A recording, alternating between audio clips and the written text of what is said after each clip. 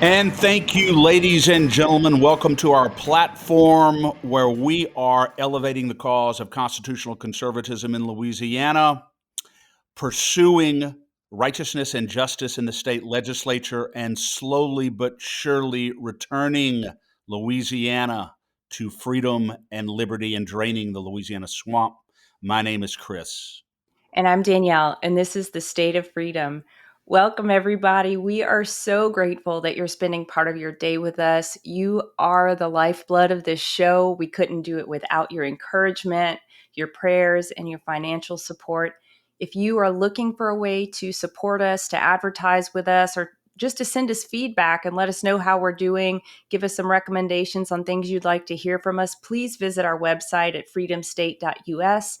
Pretty soon, we'll have a list of all of our endorsed candidates on the site as well, so keep an eye out for that. Election day is coming so fast. And just as a reminder, we're encouraging all State of Freedom listeners and your families and your neighbors and anybody else you talk to please make a plan to vote in person on Election day. That's what the election integrity experts like Randy Russ are telling us is the best way to go. So that's what we are humbly asking you all to make a plan to do. Today, we are continuing the endorsement series. We have about 2 weeks left to go to Election Day. We hope you're enjoying it. We hope that you are sharing these episodes with friends and family members who live in the districts that we're covering. As you know, because this is my constant drumbeat, just because you can't vote for every single one of them, each and every one of them will absolutely affect the direction and future of our state. And as a reminder, you can send fantastic short clips of these candidate interviews to friends and family members from our YouTube and Rumble channels, and the links to those are in the show notes and over on freedomstate.us. Okay, that's all for my housekeeping notes. Today, we will be speaking with a candidate who has been a bold conservative leader and a warrior against insane woke policies. We are so pleased to have joining us today Blake Miguez, who's running for state senate in District 22. Before we speak to Blake, let me read the scripture of the day.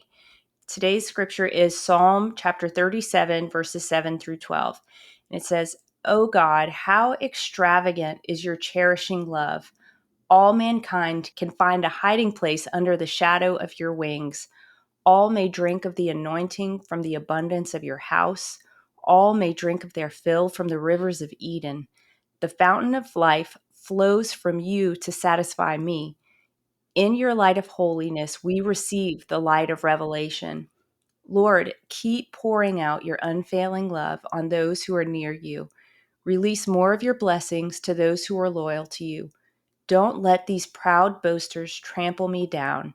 Don't let them push me around by the sheer strength of their wickedness. There they lie in the dirt, these evil ones, thrown to the ground, never to rise again." Look at the contrast of what David was experiencing. He did not mince words. He spells it out so clearly for us here. The place of anointing and refreshing, revelation, and wisdom is in the Lord. He was facing opposition from wicked people, but he stayed near to the Lord in the midst of persecution. He fully expected and was not shy to ask for the Lord's help, for his justice, and to relieve him forever of his enemies. This is the kind of bold prayer we need to be praying. We don't need to tiptoe around evil. It's okay to pray for the Lord's help, for his justice, and for an absolute end to wickedness. Indeed, tiptoeing around, Danielle, does not get the job done for the citizens of Louisiana. David didn't tiptoe around, and he obviously conquered great things for God and for Israel. Speaking of someone who doesn't mince words and someone who does stand up for issues that matter to our thousands of listeners across the state is Blake Miguez, as you mentioned. Such a pleasure to have him on this morning, 2 weeks from Election Day. Representative Blake Miguez, how are you this morning? Good morning. I'm doing well. How y'all doing? Great. So happy you could join us. Yeah, happy to be on the show. We're just taking a small break from the campaign to jump on this podcast. We've been getting around the District 22 here in South Louisiana. It encompasses Iberia, St. Martin, and a portion of Lafayette Parish. We've been really, really busy campaigning. I mean, we've been giving multiple speeches. We've been events. We've been shaking hands. We've been canvassing. We're going door to door. I mean, we've been doing it all here in the district, and we're getting very close. Early voting starts just this Saturday, so it's all coming to a close Yep. here soon. Very soon. Danielle said that she was in Lafayette recently, and if the quantity of signs are any indication, you're doing quite well over there. Yeah, we've got some signs out throughout the district, and more importantly, not the number of signs, but the location of those signs. We have a lot of signs in people's front yards, in front of their businesses, and strategic places across the district. And we've got a different approach to our signs. We included some things that are very important to us. We included pictures of my family on the signs, as well as some messagings that say things like proven conservative leadership or pro-gun, pro-life, pro-Louisiana, pro-family, things that I stand for, social conservative values that align with District 22 as well as the rest of the state. Yeah, Blake, as the head of LCAG, Louisiana Citizen Advocacy Group, and member of the State of Freedom here, we've been at the legislature, so we could attest very personal and very close up to your commitment to conservative constitutionalism and your fidelity to the issues that matter to us. You've been there most recently with House Bill 311, your constitutional amendment, which will be on the ballot, extraordinarily important amendment that will help clean up the illicit money coming into our election process. You worked very hard to get that through. We're going to talk a little bit more about that once you're off, but great job on that legislation. Just shows that you put your money where your mouth is on issues that matter to us. But before we go any further, I know you've been on the show before, but for the listeners who haven't had a chance to hear you before, share a little bit about your personal and your professional background for our listeners. Well, personally, I live in Senate District 22. I grew up in in the village of Lorville, which is right along the Bayou Teche in St. Martin in Iberia Parish, right on the border in North Iberia Parish. I now live in New Iberia with my family, me and my wife, Ashley. We have three beautiful children. The ages from ages 21 down to 8 years old. So got a little redhead with blue eyes, and she's got a little redheaded puppy dog with blue eyes that follows her around the house, and they create a lot of mischievousness. So, I bet. Sure, she doesn't have yeah, dad wrapped around her finger at all, not even a little bit. I can tell you they run the household over there. So I have to leave the house to establish any type of influence. So that's why I'm running for the Senate. That's for sure. Um, Well said. so Well said. yeah, so I live, work, and raise my family right there in Senate District 22. My wife's a special needs public school teacher. I serve as an executive in the oil and gas industry. My family has been in the offshore marine service industry for over 50 years, and I help manage the family companies. So we stay pretty busy on a daily basis. Like I said, my family, the heritage that I had here is probably the most important thing to me. And it's also we're gonna talk about that later and exactly the biggest problem that we have in the district. But my family has been here for 7 generations. My seventh great grandfather, Juan Miguez, who came over from Spain, helped found the city of New Iberia with 9 Spanish families. On my mother's side of the Wow. family, we have French and Acadian French descendants that have been in the Coda Homes, Lorville, and St. Martinville area, which is all in Senate District 22, for nearly 7 generations as well. So this is very important to me because my biggest fear is Louisiana's greatest problem, which is our out-migration problem. If you look last year, we lost 48,000 people, while at the same time we had 1.4 million people moving to the South from leaving liberal states, but they're not moving to Louisiana. And the people that we're losing are our youngest and our brightest people, Louisiana's greatest asset.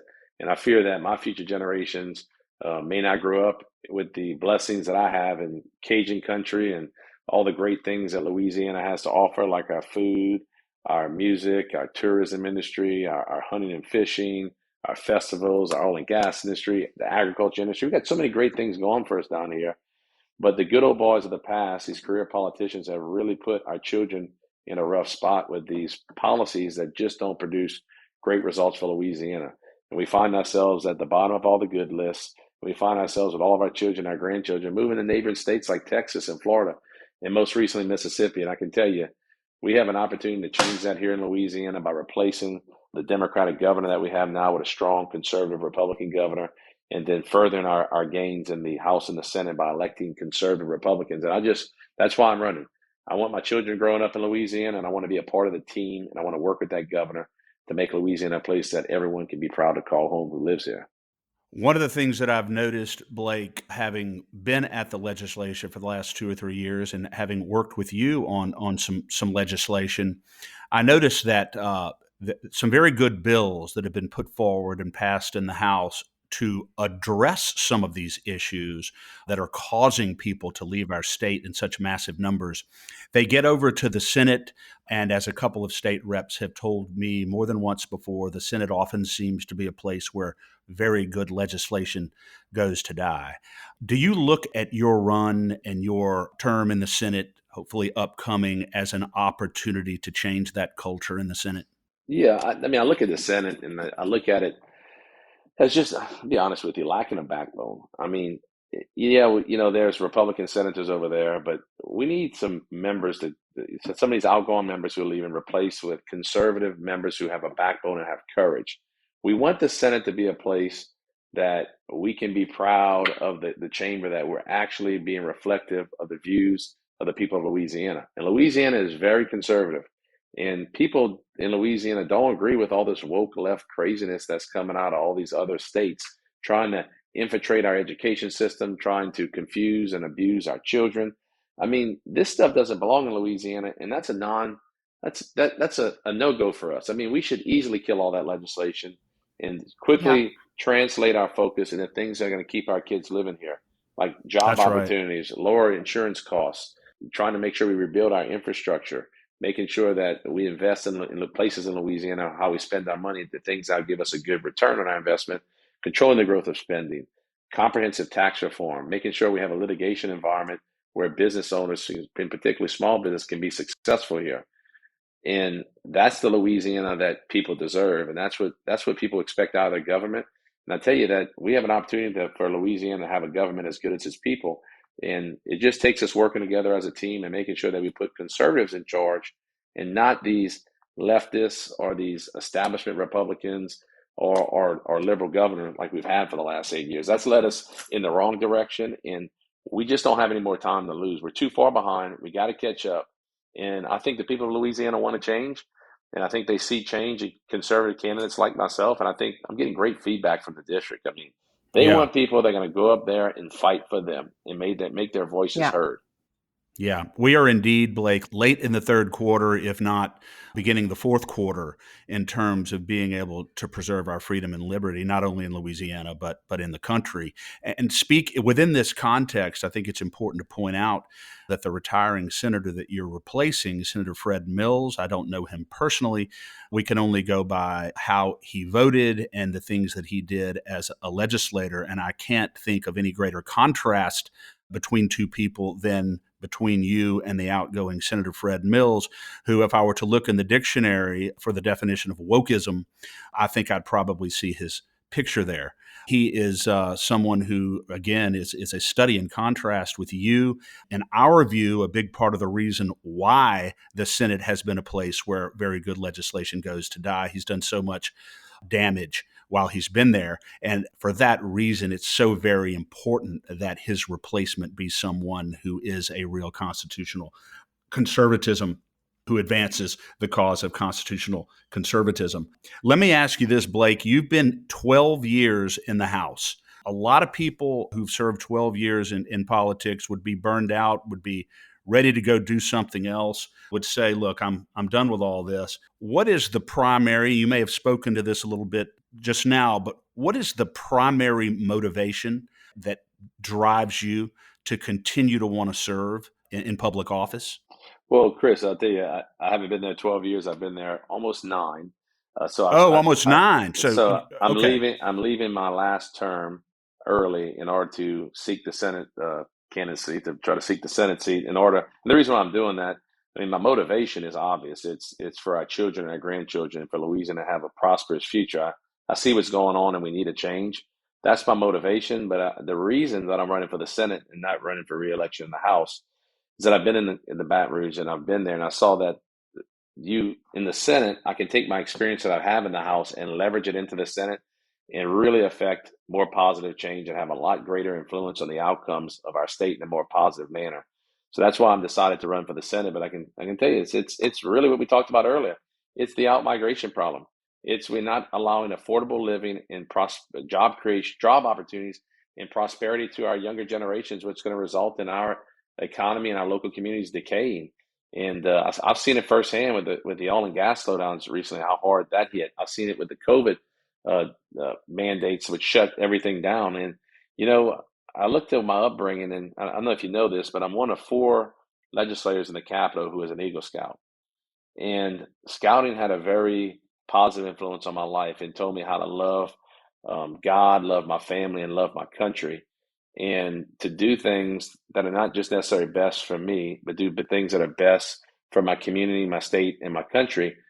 And I've taken that to heart. I was raised by those values and with those morals. And this is my opportunity to serve my state and my community, and my country, and I'm happy to do it. It can be difficult at times, and I have to make a lot of sacrifices for my personal life, but it's the right thing to do, and it's the right thing to do for our kids and our grandkids. And I'm willing to stand up. I'm a battle-tested conservative. I've been in those tough fights. I know, Chris, you've watched them. I mean, I've had to fight people in my own party who are trying to spend our money like drunken sailors, or who just wanted to break the rules, and who wanted to just do what's best for their political career at the expense of our children.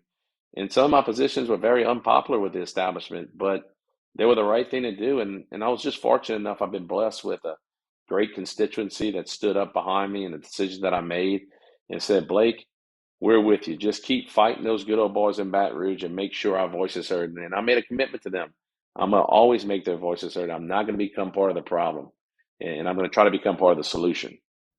Let me ask you this real quick, Blake, because I think this is really important. Speaking of what you've done most recently, I alluded to this at the top of the show, but it's important for our listeners to understand that there will be an amendment on the statewide ballot on October 14th, which is the direct result of legislation that you brought, and specifically would prohibit what we call Zuckerbucks money from being injected into the electoral process in Louisiana to prevent the type of fraudulent activity that occurred in the swing states in the 2020 presidential election. I think it's important that our listeners know that we have an opportunity here on October 14th to take a big step to clean up our election process in Louisiana because of your hard work in the most recent legislative session, and also recalling that that was not the first time you had brought that legislation.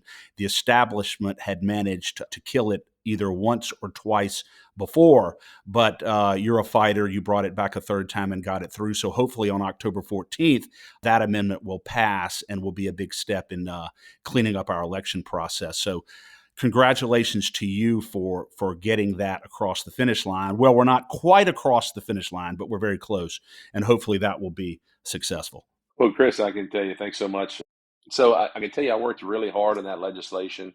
We were one of the first legislatures in the entire nation to bring that bill forward, and I had actually Attorney General Jeff Landry, who's now the lead candidate and the Republican endorsed candidate for governor, at the table with me, bringing that legislation. We passed it through the process twice. It was vetoed by the governor.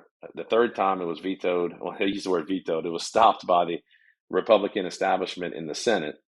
And so I took a different approach. I said, I'm going to bring it as a constitutional amendment. And we had an overwhelming majority, supermajority vote in the legislature, and we brought it directly to the people. And what that bill does is it stops the influence of foreign money in these non-government entities like Zuckerbucks dollars from infiltrating our election system and paying for our local elections and creating undue influence and tearing away at election integrity.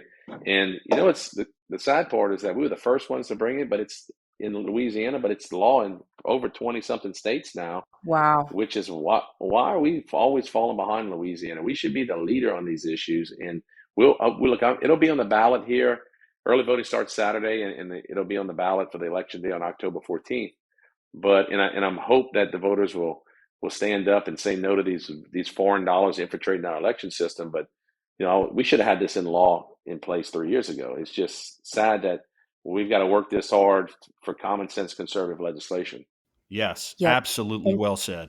And Blake, just to make a fine point on that, to vote against Zuckerbucks is a yes on the amendment? Yes, if you want to stop these foreign dollars from infiltrating our election systems, you'll vote yes on constitutional amendment number 1. Beautiful. And it is indeed number 1, and it well should be. Well, Blake, Chris had mentioned the contrast between you and your predecessor, Fred Mills. And our listeners will remember that he is the senator who tried to kill the ban on transgender mutilating surgeries for minors. So he has a very negative connotation in the minds of a lot of our listeners. And I think, the distinction between the two of you is very clear. But you mentioned already you're in a very hotly contested race. You're one of 5 running for State Senate District 22. What separates you from your opponents, and how are things going? Well, you're right. I am in the most contested state Senate race in the state with 5 total candidates, and it's probably one of the highest spending races in the state as of now.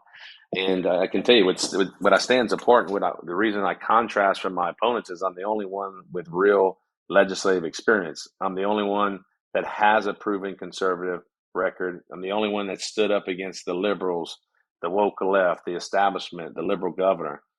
Many can say what they're for, but I actually stood up and were for these things. I'm also the only Republican endorsed candidate in the race. I'm also the only National Rifle Association endorsed candidate in the race. I'm also the only Right to Life endorsed candidate in the race, as well as a list of probably 15 to 20 other endorsements. We received endorsement for all the local Republican PECs as well in our area.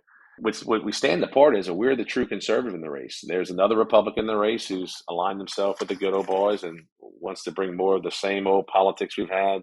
That's put our state down the wrong path. That's in the race. We've got 2 other liberal Democrats that believe in the policies that would fit better in California, and then we've got 1 independent in the race who signed up. You know, kind of a funny story. I think he went to run for governor and he ended up running for the state senate. So you always get one of those in the race. But it's a very it's a very well, I'm sorry. I don't know about how other people feel, but it's something of a red flag when someone is not lacks the capacity to know what race he's signing up yeah, for. I'm sorry, but that's a yeah, little bit of a halt yeah. for me.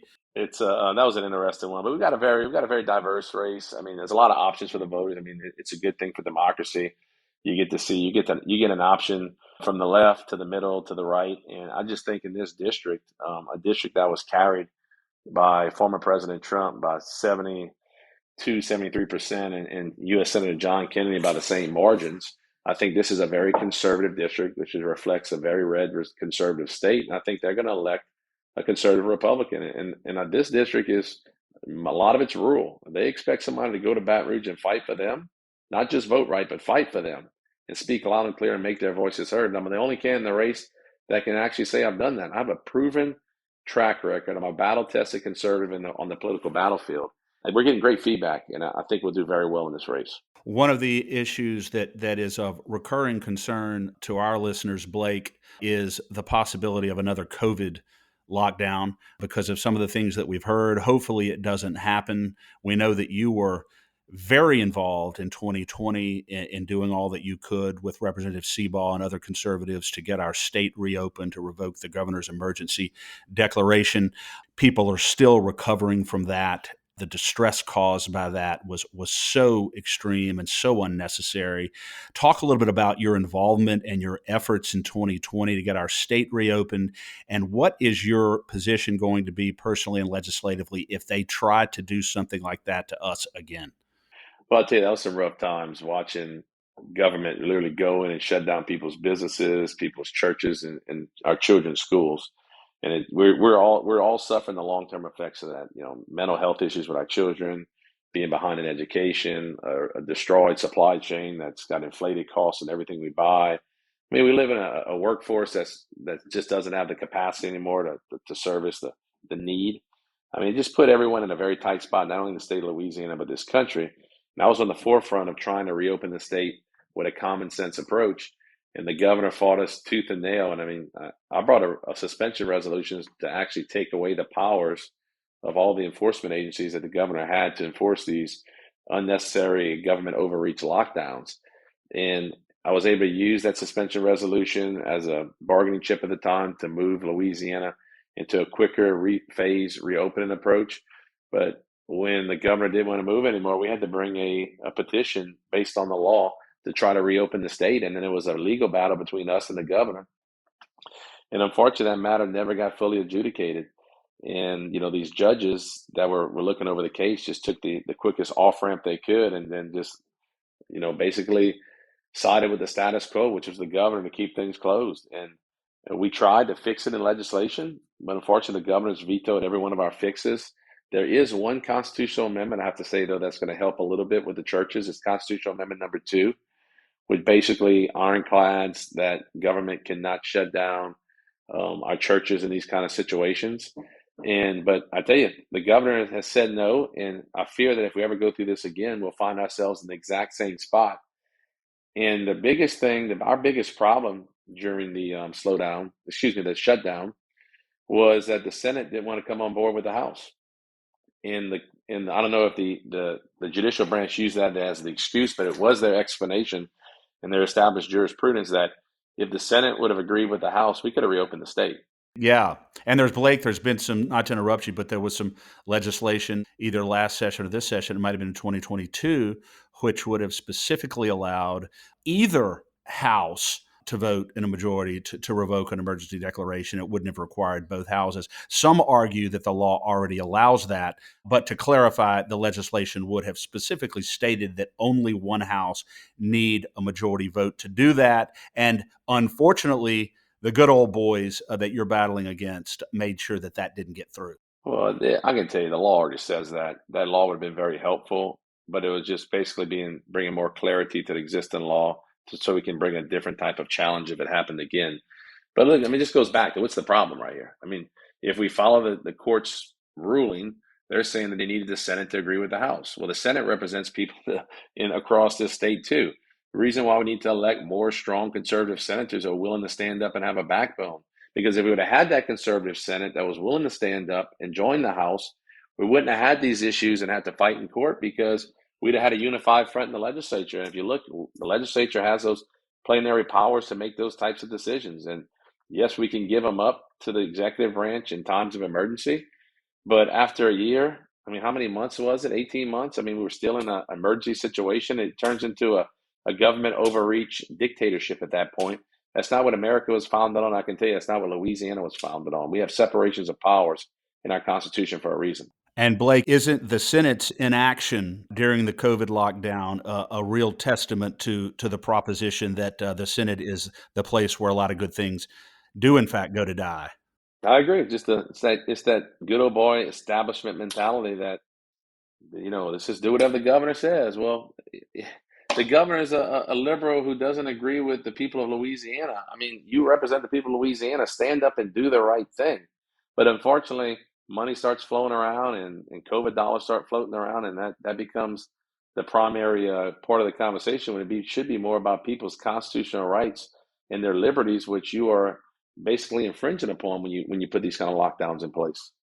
You're so right. And Blake, I have to tell you, we are so encouraged. I don't know if you've had the opportunity. I know you've been probably pretty head down with your own campaign, but we've talked to several candidates for state Senate that are they will just fight alongside you. Obviously, I know you know Alan Seaball well and Ray Garofalo, both endorsed by us. Also, we recently talked to Stephen Swiber, who's running down here near where I am, St. Mary, Terrebonne, Lafourche, and a couple of other parishes. Just people who understand the Constitution, understand what's at stake, and are willing to stand up and fight. And I just appreciate that so much. And I know Chris and I are both so encouraged by that, but I think, it'll definitely give you some people to lock arms with as you go to the Senate. I think we stand to gain a whole lot with the people who are running if the good people get in and the swamp does not prevail. I tell you, it takes a team, and you mentioned one of those who's a friend of mine, Representative Alan Seaball. He's running for the state Senate. He is in a very tight race, a battle against the good old boys up there in Central and North Louisiana. If you have any listeners out there, you really got to go out and support that guy, because he needs the help, because he has been a loud voice for conservatism in Baton Rouge, has been in the forefront of all of these fights. And I can tell you, he's even the person that filibustered all these tax increases that John Bell was trying to shove down all the hardworking taxpayers across Louisiana. Wherever your listeners are, find out who the most conservative candidate is, the one that has the proven track record, and the one that's willing to stand up and fight for you. And that's the person that you need to send to Baton Rouge. Not the nice guy, not the guy that's backed by the good old boys, not the guy that's controlled by the good old boys. Send the one that's going to answer to you, that you can hold accountable, and that you can directly relate to. Someone that has family values, somebody that has a proven conservative voting record, somebody that understands that our children are moving across the borders for more prosperity in neighboring states. Find those guys. They're not hard to find. Look at all these conservative organizations and who they're endorsing. And look, it's not just you can't just look to the or. They're all Republicans now. You got to look to the one who's most conservative and do its best for you and your family. Because I can tell you, you're not electing somebody, a nice guy, to go to Baton Rouge. You're electing somebody that's going to go and fight for the future of your children, your grandchildren. Put the guy who's best suited to do that job in that place. Pick the most conservative candidate, and I think that you're going to be voting for a change in Louisiana, and you're going to put your children in a much better place moving forward in your future generations. We have said it, Blake, repeatedly. Danielle and I have said it repeatedly that this is not about who is nice or who is not nice, who is affable or who is not affable. This is about who can stand in the breach for the citizens and protect and preserve our liberty. Wouldn't you agree, Danielle? Yeah, I absolutely agree. And I think, another thing maybe just worth mentioning alongside what you said, Blake, is this isn't about people who can fill out a questionnaire with the right answers. People know what the right answers are and what answers the constituents are looking for. Do they have the goods to back it up? Have they backed it up with the integrity that they bring? Have they backed it up in the work that they do, with the service that they have already brought to the community, even if they don't have a legislative track record? I think that's one thing that really burns me up, is that, people talk a good game, but then there's no backup. And I think one thing we've seen with a lot of the conservative candidates that we've talked to is that the swamp is running people against them. The good old boy network is very active and it's very well funded. It's very well funded because of contracts with the state. And so I think, we have to do our due diligence, and it's time for, I know our listeners are awake and doing their own research, and we try and bring a lot to the table as well. But there are some races where it's not clear where people stand, and we've just got to do a little bit more digging. But just to switch gears, you have been fighting on the campaign trail. What are you hearing from your voters? What are the issues that are most important to voters in your district? And, what are some of the big things that you think are must-dos as soon as you get into the Senate? Well, we talked about some of those issues earlier, protecting our children, stopping the out migration problem. But we also need affordable living here in Louisiana. I mean, we have extremely high auto and homeowners and commercial property insurance premiums. And, some of there's two different issues altogether, but we need to do some things to lower those insurance costs so people can afford to live here. We also got to get a hold on our crime problem. We got 3 cities that are in the top 10 most dangerous cities in America. That's unacceptable. We've got to come in. I know that the lead governor candidate is already saying that we're going to come into a special session to deal with crime. And we're going to start holding criminals accountable, and we're going to focus on giving those victims the rights that they deserve and the transparency they deserve. We're constantly fighting to keep these drugs like fentanyl off of our streets and hold those who distribute them with stiff consequences, like it's very similar to being murderers. At the same time, we've also got to look at protecting our children's education system. I mean, these people in my district, these parents and these teachers, they don't want to have to deal with gender identity or the discussions of gender mutilation or all this indoctrination from the liberal left into our school systems. My wife's a public school teacher. All they want to do is make sure these kids are set up best to be successful in the future, and they want to focus on education. They don't want to be distracted by left to liberal indoctrination. So those are some of the things that are important. I mean, that and infrastructure. We're rebuilding a lot of roads and bridges, airports. Our deep water ports as well. We've got a lot of work to do. So I look forward to the challenge, and I look forward to the opportunity to be the next state senator in District 22. And we certainly hope that you are. We are 2 weeks out, Blake, 2 weeks out. I know that you're probably going to be working around the clock. I'm sure that you have the ability to survive on very little sleep. Some final words here. Obviously, we endorse you, the state of freedom, and LeCag endorse you and do so very enthusiastically, having seen your work and all the good things that you're doing. What do you want to tell the listeners in a final minutes here about why they should vote for you?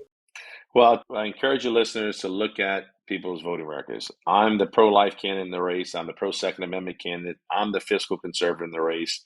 And I voted against all the tax increases because I think that hardworking people in our districts can do a better job at spending those dollars instead of government. I can tell you that I promise to always be my constituents' voice in Baton Rouge, and to not be the voice of the good old boys, but to make sure that the constituents' voices are heard loud and clear. My office will continue to always be accessible and always open to help my constituents and their families. And at the end of the day, I mean, what do ordinary people really want? They just want good government to work in their behalf, and I plan on giving them and giving the people of Louisiana the government that they deserve.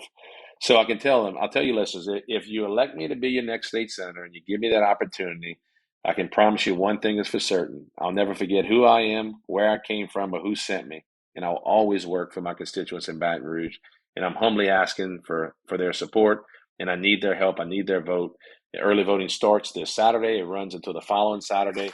And then the election day is going to be on October 14th. So if you have any friends or family, or you live in Iberia St. Martin or the South Lafayette portion of Lafayette Parish, please go out and encourage members to vote for Blake Miguez for state senate, because I promise to work towards making our children and our grandchildren's future much more prosperous here in Louisiana. Blake, thank you so much for coming on today. We are just so grateful that you have been such a fighter for us, and we know that you're going to continue to fight for us in the state Senate. We hope that you just have a great couple of weeks. And of course, we'd love to see you with a big, big W on the 14th. But with the number of candidates in your race, it may not be till November, but we want to stay in touch with you. Please keep us posted on how it's going, and we'll be talking to you soon. Well, please keep me in your thoughts and prayers, and I'll leave you with this. I hope that God blesses the great state of Louisiana and in the greatest country on this earth, America. Us too. Thank you so much.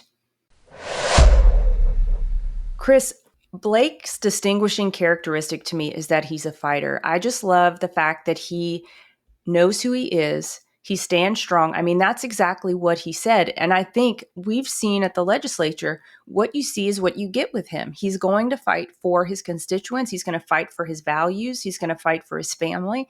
And it looks like the future of the state as well. Yes, and we've seen it over and over again. These are not just talking points. We've seen him there. We've seen what he's done on so many levels. And also importantly, Danielle, if you look at who is endorsing and supporting his primary opponents, that tells me an awful lot about where they stand and who they're going to be controlled by. His primary opponent, Hugh Andre, is being endorsed by all of the people who we believe are responsible for the dysfunction and the self-enrichment and the political prostitution that occurs in the state legislature. The Paula Davises, the Paige Cortezes, the Stuart Bishops, the Clay Schexneiders. These are the people who are supporting Blake's opponents. These are the people who will control those opponents. They're not going to be independent thinkers. They're not going to have the freedom to fight for the citizens of Louisiana. We need to understand that. You can tell an awful lot by who is endorsing and associating themselves with Blake's opponents. And that should be a big, big red flag. Yeah, you certainly can. And I think at the end of the day, what people have done, what they stand for, should speak for itself as well. I mean, of course, these endorsements do speak volumes. And if people still have questions, I would urge them to look into what is this opponent? I don't know anything about him, to be quite frank. So this is not personal at all. But has he been involved in his community? Has he stood for the values that they hold dear? That's really what's at stake here. And very importantly, what will he do as a state senator to ensure that our freedoms and our liberties are preserved and that Louisiana once again becomes a place where people want to move to instead of move out of? And unfortunately, there's not much to recommend him on that front. Whereas in Blake Miguez, as we've said, he's got a real track record that shows exactly where he stands.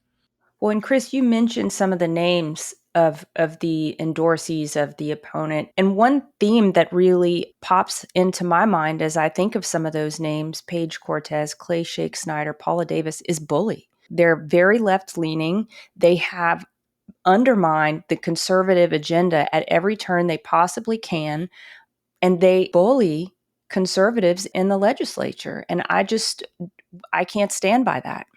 Well, I'll give you one example, Danielle. If you just talk about Blake Miguez's bill, to prohibit the dark non-governmental money being injected into our election process, which is a recipe for corruption. When he first brought that bill second time he brought it in 2022, it got out of the House, went over to the Senate, and Senate President Page Cortez made sure that the bill was not called for a vote until a period of time when he knew there were not enough senators there to get it passed. He called it, and it fell either 1 or 2 votes short in the 11th hour of the 2022 regular session, so it didn't get passed. That's just one example of the type of good old boy network that Cortez and these other guys represent. And, I could go on, you and I could sit and talk for quite a while about some of the things that these other guys have done. But the fact of the matter is that Blake Miguez stands in sharp contrast to them, the way they operate. And he has to go to the state Senate in order to change the culture there. And he's going to have a great influence there. He will. One other thing that we have in common with Blake is that we all, I think collectively, want to work to put the good old boy network out of business. That's what I want to see, Chris. I want to see an end to this nepotism. I want to see an end to the lucrative contracts for jobs that never get done, don't get done right, and end up costing taxpayers 10x what it should have cost with no results. I'm so sick of it. And I think people like Blake, people like Alan Seabaugh will do their level best to make sure that there's an end to this nonsense. Absolutely. No question that they're going to work hard to do that. It is a hard fight, a hard battle, but certainly one that is worth engaging in. I want to remind, Danielle, our listeners, first of all, thank our listeners today for donating to LeCag, subscribing to LeCag, and encourage our listeners to continue to donate so that we can provide assistance to constitutional conservative candidates across the state who are running for office. Danielle, now is the time. We have to return our legislature to the citizens who have felt sold out for so long. With the assistance and the help of our listeners, we'll be able to do that. You can make a donation at www.lacag.org, or you can send a check to LeCag PAC, PAC, which is P.O. Box 64952, Baton Rouge, Louisiana, 70896. We greatly appreciate your support and, of course, your support of the State of Freedom. Yes, and a reminder to listeners, you can support the State of Freedom at freedomstate.us. And if you're supporting LeCag and our work, I hope that one day we can say that Huey P. Long and his legacy is just a historical recollection, a historical memory, and it's not a ghost that looms over the legislature and the governor's mansion any longer. Yes. How about the looming ghost of Huey Long will be replaced by the dead relic of Huey Long? I love that. That would be, and yes, indeed. And with our listeners' continued support, daily courage, and daily action, every day we are taking another step to preserve the state of freedom in Louisiana. We are. Thank you, Chris. Thank you. Thanks for listening to the State of Freedom. To stay on top of all the calls to action we mentioned today, just check out the show notes for the episode. If you'd like to support the show financially, visit our website at freedomstate.us. If you'd prefer to give by mail, you can send a check to the State of Freedom, LLC, at P.O. Box 861, Berg, Louisiana, 70343. If you own a business in Louisiana and are interested in supporting our show by advertising, please email us at info@freedomstate.us. To get involved with Louisiana Citizen Advocacy Group, visit lacag.org, lacag.org, or email Chris at chris@lacag.org. If you're enjoying the podcast, please subscribe and share it. Give us a 5-star rating in the reviews. Thanks again, everybody. We'll see you next time.